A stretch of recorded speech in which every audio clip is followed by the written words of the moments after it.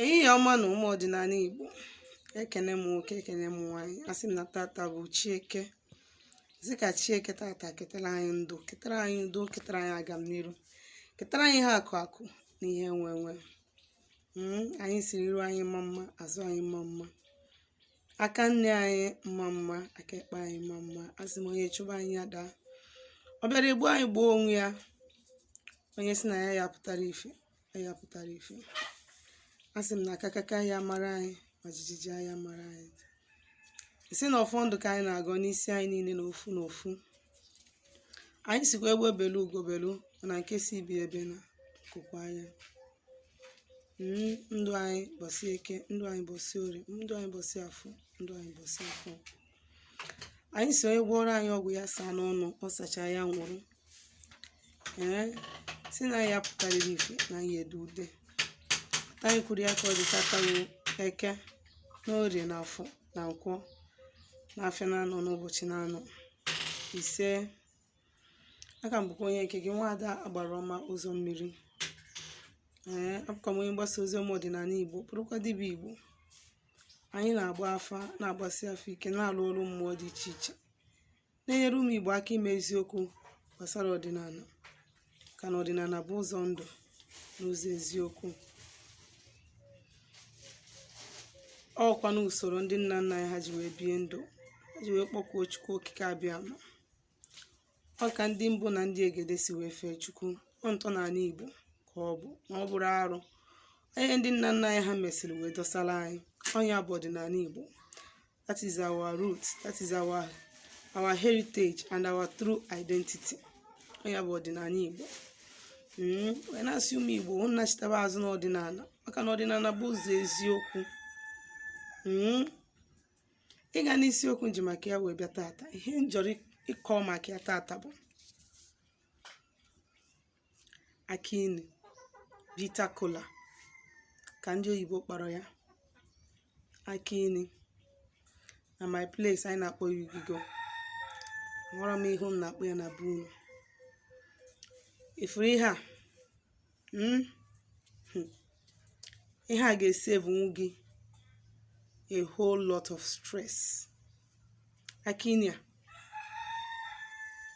ga-esave gị a whole lot of stress. Akini ị na-afụ na-akpa ike. From akwụkwọ ya to mkpụrụ ya down to roots ya na-alụ nnukwu ọrụ buru ibu. Eji ya azọ ndụ, eji ya azọ ndụ. Ọ bụrụ na ịbụ somebody na-adị feel na maybe na mmadụ na-abịabe gị wit ọgwụ, or ị na-ada notice the presence of evil forces na room gị. Ọ dị gị ka mmadụ dị responsible.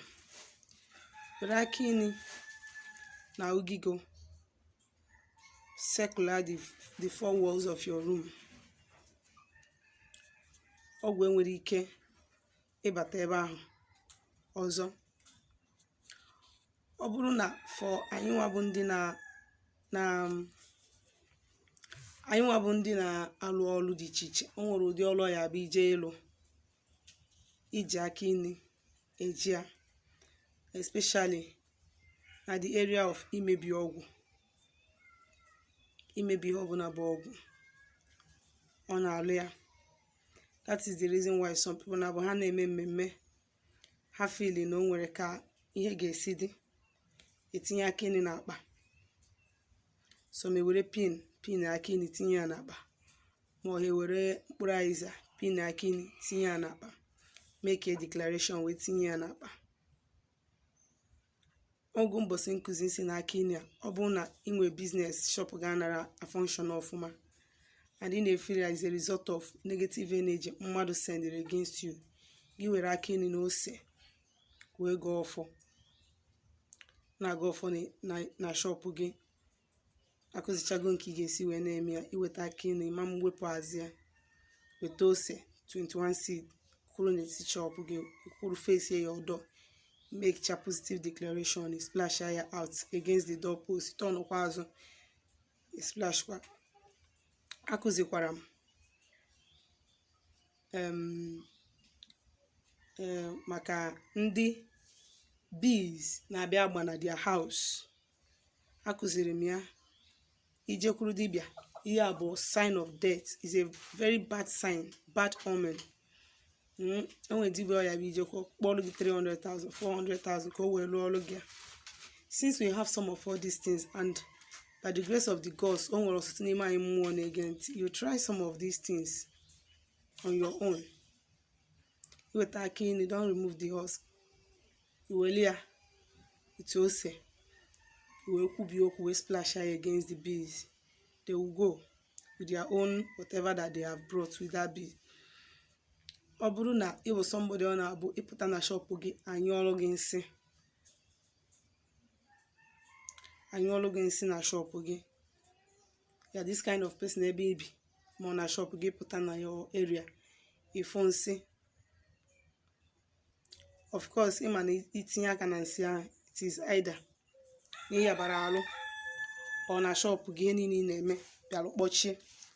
What you do is that before you touch it, you use this against that nsị before you can remove it. Remove ya, ịtakwa ihe, splash ya n'aka gị, tee ya n'aka gị. Ọ bụrụ na mmadụ nwere emergency stroke, gị na mmadụ nọ, o sizibụ onye ahụ arụ ya, o sizibụ onye ahụ arụ, ịma dịka stroke bịara by sudden, nke ka na-ebido ọfụrụ, jee chaa aka inu, rush aka inu, taa ya, splash ya onye ahụ na ebe ahụ na-esizi, fịa ya, onye ahụ ga-enweta onwe immediately. Aka inu a, ọ bụrụ na ị bụ nwanyị dị ime, anyị na-enwekarị attack, ị na-enwe attack during pregnancy, jee chọọ aka inu 10, sọnụọ ya, ekwuo ya akwọ dị in powdered form, ijee chọta honey, ịchọpa kernel oil, nwa ya na-akpọ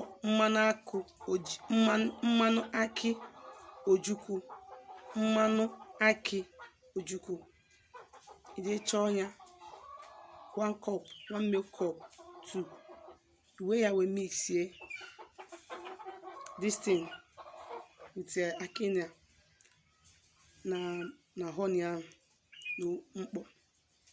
My sister, jiri ya mee cream whenever you want to lie down, whenever you are going to bed, n'abalị, especially n'abalị, eji emekarị ụmụ nwaanyị attack, nwaanyị dị ime. O nwere any evil arrow mmadụ ya send against you, ya nweta gị. Ọ bụ na during the period of pregnancy, na ị na-enwe ha na-akpọ or constipation, amamihe ndị oyibo kpọrọ ya akpọ, or heartburn, na-alachi ya, ịlachaghị anya ya, ọ dịghị ka emere gị wonder. Ọ bụrụ na ị chọrọ host any event, maybe ị chọrọ ime wedding ma trad, ma na o nwere ihe ị chọrọ ime, and you are feeling that the kind of people that will come there, ya bịa with nsị to attack you or cast their negative charm against you. Ọ bụrụ na ịkwadoro ọfụma, ihe ị ga-eme bụ ije chọọ aka inu na mmanụ anwụ ahụ na mmanụ akị ojukwu ahụ, mix together, were ya fịa n'arụ gị, lacha ya alacha n'ọnụ. O nwere nsị mmadụ ya enye gị that day that will penetrate. O nwere nsị mmadụ na-enye gị that day, as far as ọ na-aba gị n'ahụ, ọ na-emebi. O nwere nsị ọbụla agbalụ ya agba eteliete that will penetrate. Ọ dị mkpa aka inu na-arụ ezigbote ọrụ. Ekwuebekwa m na the health benefit. Ihe nka na-ekwu bụ the spiritual uses of bitter kola. Mbọsị ọzọ mma akụzi the health benefit, especially nyere ụmụ nwoke anyị. Ịghọtago, ụmụ nwoke anyị na-anyị nwetasịrị onwe ha na their head office, you understand, nakwazi ọtụtụ ihe ị ga-eji ya wee mee gịnị wee gbochie ọtụtụ nyanya ị ka ga-eji ya wee gbochie. Akịnị ya ifo na-agwọ diabetes, but the root. So o nwere a lot of things eji ya eme, eji ya zọọ ndụ n'ụzọ pụrụ iche. Sitekwa n'aka bụ m onye nke gị nwada agbara ọma ụzọ mmiri. Sitekwa na abụ m onye mgbasa ozi ọdịnala Igbo, bụrụkwa dibịa Igbo. Ka anyị si kwuo na anyị na-agbasi afọ ike na-alụ ọrụ mmụọ dị iche iche, na-enyere ụmụ Igbo aka ịmara eziokwu gbasara ọdịnala, nakwazi ịgwa gị nwa bụ onye Igbo ọtụtụ ihe dị n'ala Igbo ị ga-eji wee bi ndụ enyelu ndụ gị aka. Ya bụ, ọ bụ na o nwere ajụjụ ị nwere ịjụ m gbasara ihe ndị a nkụziri taa, ma onye ndị nna-akụzi na mbụ, maọbụ ihe ọbụla gbasara ọdịnala Igbo, ma ọ na ịchọ ka agbalụ gị afa ma ọ lụọ ọrụ gị ọrụ mmụọ, biko deere m meseji na my WhatsApp nọmba na 07037311663 maka emesịa.